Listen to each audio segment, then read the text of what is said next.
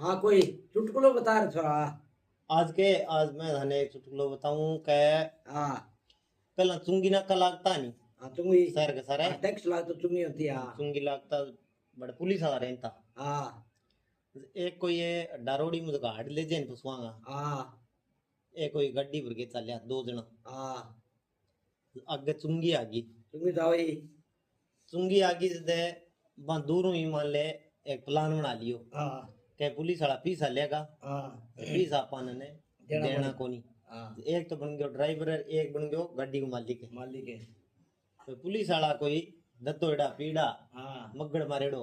हाँ अब कन्ने जाते ही बात गाड़ी हाँ रोक ली दे बका ले आओ भाई गाड़ी चेक कराओ।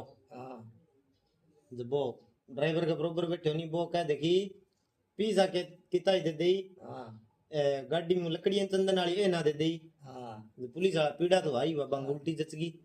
बेका ना ना अब तो लिया तो चंदन की लकड़ी लियांगा। हाँ वो कह कोई ध्यान की मोटो हाड तो ध्यान मन में करे हम्म, वो कह दे कि तू मोटी लकड़ी ना दे दी छोटी दे दी हाँ कड़ी मोटी लकड़ी दे दे लो और ठीक हो रहेगी। और है, ठीक है। कना अब तो मोटी लिया लकड़ी पुलिस वाला पीड़ा तो आई हुआ हाँ। जच गई।